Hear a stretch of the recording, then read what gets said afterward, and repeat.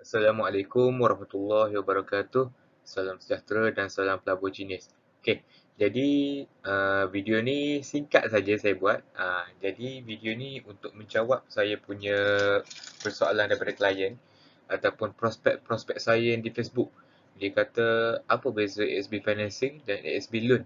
Jadi ASB financing ni ASB financing ni hutang ke? Jadi macam riba ke? Okey.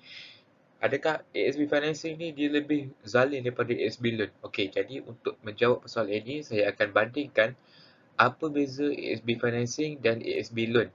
Okey, jadi tanpa buang masa, saya akan teruskan. Okey, jadi ASB sama, Amanah Saham Bumi Putra.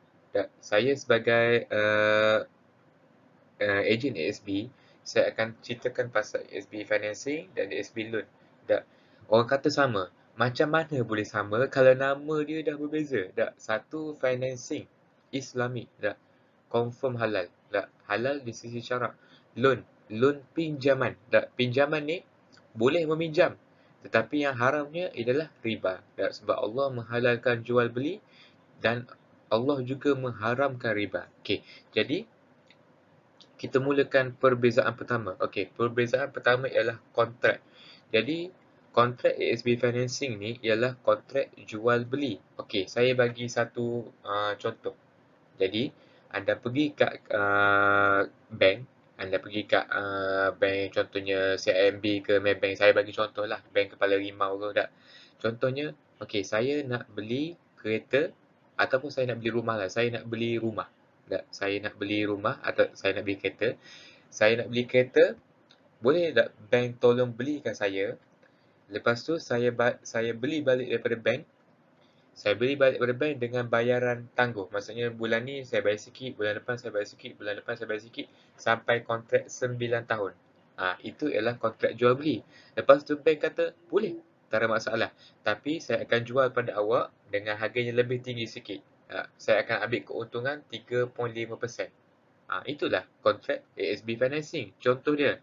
Jadi anda pergi dekat bank, anda cakap saya nak buat ASB financing 100k contohnya. Saya nak buat ASB financing 100k. Jadi bank tu kata boleh, tak ada masalah. Kami akan tolong belikan sijil ASB financing tu 100k.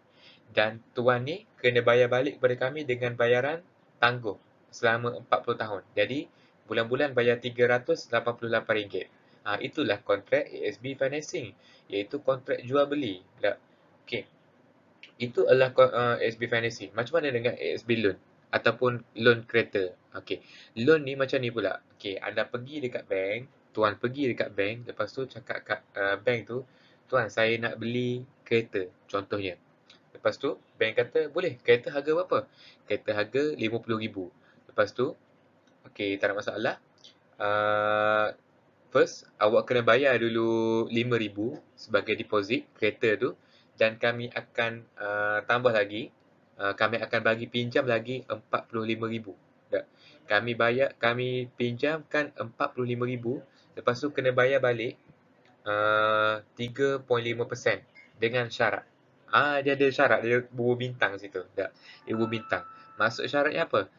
Bayaran interest tu, bayaran keuntungan tu mungkin akan turun, mungkin akan naik. Dia macam tu. Jadi, satu, kita bandingkan ASB Finance ni adalah kontrak jual beli. Bank beli daripada penjual, lepas tu dia jual balik pada kita. Berbanding dengan loan, loan ni bank bagi duit terus pada anda. Bank bagi duit terus pada anda, lepas tu bank akan ambil keuntungan dengan cas anda daripada faedah pinjaman tadi. Itulah riba. Dia ambil keuntungan berdasarkan pinjaman. Jadi, dah lah dia ambil keuntungan tu. Lepas tu keuntungan tu dia boleh adjust. Tak? Dia boleh adjust berdasarkan situasi ekonomi, kewangan. Kalau ekonomi jatuh, dia pun ambil banyak. Kalau ekonomi okey, dia ambil sikit. Macam tu. Jadi, itulah perbezaan besar financing dengan ASB loan. ASB financing ni kontrak jual beli. ASB loan ni ialah kontrak loan. Bagi pinjam, bayar faedah atau keuntungan pinjaman tadi. Okey. Itu perbezaan pertama. Perbezaan kedua ialah lock-in period. Apa maksud lock-in period? Okey, contohnya, anda nak buat ASB financing pada tahun 2021. 2022 anda nak kahwin, nak kahwin, lepas tu cakap kat bank. Yang anda buat ASB financing tu, tuan, saya nak batalkan sijil ASB financing saya sebab saya nak kahwin dan nak guna duit. Bank pun kata, okey, tak ada masalah, teruskan. Dia pun batalkan sijil, anda dapat dividen pada tahun sebelumnya dan anda dapat surrender value, iaitu jumlah tabungan prinsipal daripada bulan 1 sehingga bulan 12. Sebab anda nak guna duit pada bulan ke-13. Okey, tak ada masalah. Bank bagi. Itu keindahan sijil ASB financing. Okey, bandingkan pula dengan ASB loan. ASB loan ni dia ada lock-in period. Sebab apa dia ada lock-in period? Sebab dia kontrak tadi, dia bagi kontrak duit. Dia bagi duit pada anda. Sebab tu, kalau bagi duit, kata kena hold dulu lah baru dapat duit keuntungan banyak sikit. Tak? Jadi, lock-in period bagi bank ASB loan biasanya 3 tahun dan ke atas. Macam tu. Contohnya, kalau anda buat ASB financing pada tahun 2021. Lepas tu, anda nak guna duit pada tahun 2022. Sebab anda nak beli kereta, contohnya nak bayar muka kereta, Honda Civic contohnya. Lepas tu, anda call bank. Okey, bank, kepala rima, saya nak batalkan sijil ASB loan saya. Lepas tu bank kata tak boleh. Sebab apa? Sebab dia kena tunggu tahun 2024. Habis bulan ke-36 baru boleh terminate. Macam tu. Itu perbezaan kedua. Perbezaan kedua, ASB financing dia tak ada lock-in period. Tapi saya nasihatkan untuk terminate CJ selepas bulan ke-12 lah. Sebabnya dah dapat dividen. Lepas tu kita punya surrender value pun dah tinggi dah. Kalau buat ASB loan, anda kena tunggu sehingga bulan ke-36 minimum dan ke atas. Ada yang sampai 5 tahun, 60 bulan baru boleh batalkan sijil ASB loan dia. Macam tu. Okey. Yang ketiga, perbezaan ketiga ialah penalti. Okey, kalau anda tak bayar 2 bulan berturut-turut untuk ASB financing, okey, bank tadi akan terus terminate sijil anda. Dia panggil forced sale ataupun forced terminate. Maksudnya dipaksa jual. Sijil tu dipaksa dijual secara paksa. Dalam rekod Sikris ada. Dia ada apa panggil? Ada merah. Kalau anda pergi kat laman web Sikris, download, anda akan ada merah 2 bulan. Kalau anda bayar balik 2 bulan tu, rekod Sikris anda dah bersih lah. Okey, bandingkan pula dengan ASB loan. Okey, kalau ASB loan, kalau anda tak mampu bayar 2 bulan berturut-turut, anda kena sijil anda tu akan terminate. Okey, satu terminate secara paksa. Kedua, anda kena bayar anda dan penjamin, penama dan guarantor. Sebab kita meminjam kena ada guarantor. Peminjam tu kena bayar balik jumlah sijil kita. Contohnya, anda buat sijil ASB financing 200k. Tiba-tiba anda masuk hospital ke, 2 bulan berturut-turut anda tak mampu bayar sebab nak guna cover duit hospital tak. Lepas tu, bila bank terminate sijil, anda dan anda punya penjamin, guarantor, mak ayah anda ke, keluarga anda ke, kena bayar balik 200k bersama dengan dia punya interest bunga tadi. Zalim tak? Dah lah CJ dah kena terminate. Bukan CJ terminate, maksudnya 200,000 tu ditarik balik. Lepas tu anda kena bayar balik anda punya hutang tu. Dah zalim lah kira. Jadi, itu perbezaan ketiga, penalti tu. Okay, jadi penalti ni, kalau CJSB financing hanya dipaksa for sale, dah bayar 2 bulan tu dah hilang rekod Sikris.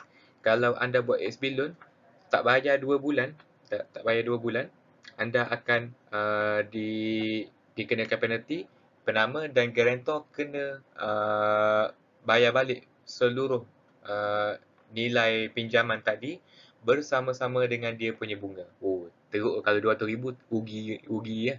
Tak kena bayar. Okey. Yang ketiga, yang keempat, perbezaan yang keempat ialah keuntungan bank. Okey. Keuntungan bank ni dia relate dengan kontrak kita tadi. Okey, yang isi pertama tadi. Sebab apa? Kontrak kita, keuntungan bank akan dapat berdasarkan untung jual beli. Untung jual beli. Sebab kita punya kontrak adalah kontrak jual beli kalau ASB financing. Dan rate dia ni kekal 3.5%. Saya bagi contoh kan. Ini adalah promo rate untuk bulan ni, bulan April. Jadi rebut cepat-cepat kan. Okey. Rate akan kekal pada 3.5%. Okey. Anda bayar daripada bulan 1 sampai bulan ke-100 sekalipun, rate anda akan bayar 700, kalau anda buat CJ 200K, anda akan bayar 774.78 sen. Okey, saya kasi ingat lah 775 dah. Jadi rate tu akan kekal sehingga CJ tu ditamatkan. Okey. Kita banding pula dengan ASB loan. ASB loan dia tulis dalam dia punya iklan, okey, pinjaman selama 30 tahun. Lepas tu interest rate 3.4% bintang. Kenapa itu dia bintang? Okay, first, sebabnya bintang tu bermaksud dia akan charge anda interest rate tu berdasarkan keadaan ekonomi. Dia tak akan jamin dah. Okay, contohnya bulan ni, bulan first month, okay, 3.5%. Tiba-tiba tahun kedua, bank call anda. Bank call anda, okay, tuan ni kena tambah lagi duit sikit. Daripada bayar 775, tuan kena bayar 825. Sebabnya kita punya interest rate meningkat. Tu keburukan kita buat ASB loan. Dia punya faedah ataupun interest dia ni, dia berbolak-balik. Maksudnya, tak semestinya anda bayar 770 lebih. Tak. Memanglah interest rate daripada ASB loan ni confirm lebih rendah daripada ASB financing. Tetapi dia mungkin boleh naik turun. Dah. Mungkin naik 3.8, mungkin naik 3.7. Dah. Memang tahun pertama je dapat 3.4. Tahun kedua, ketiga kita tak tahu lagi. Inilah unsur ghara, unsur tidak pasti dalam ASB loan ni yang kita patut elakkan. Dah lah riba. Riba daripada pinjaman tu dapat ghara lagi. Kita mungkin ada ke risiko rugi disebabkan oleh interest rate yang tidak tetap ni. Okey. Jadi ini adalah promosi daripada ASB. Promo rate 3.5%, boleh bayar kontrak selama 40 tahun. Saya cabar anda cari rate bank yang boleh bagi serendah 3.5%. Lepas tu boleh ikat kontrak 40 tahun. ASB financing yang paling terdekat lah. ASB financing yang paling pencabar terdekat kami, bank dirahsiakan, 3.45%. Okay, kurang 0.05% kan. Tapi dia punya bayaran kontrak ialah 30 tahun saja. Bulanan kena bayar RM815. Okay, tapi dengan kontrak kami ni, kontrak ASB financing ni, 3.5%, ikat kontrak 40 tahun, anda hanya perlu bayar RM775 kalau ASB financing 200K. Okey, untuk dapatkan ASB, tanya pasal ASB 100K ke, ASB 50K ke, ASB 150K ke, okey, boleh terus PM nombor di bawah. Jadi itu sahaja daripada saya. Rebut peluang ASB financing promo 3.5% ni sebelum 30 April ni. 30 April promotion ni dah tamat. Okey, sekian sahaja daripada saya. Assalamualaikum warahmatullahi wabarakatuh. Salam sejahtera dan salam pelabur genius.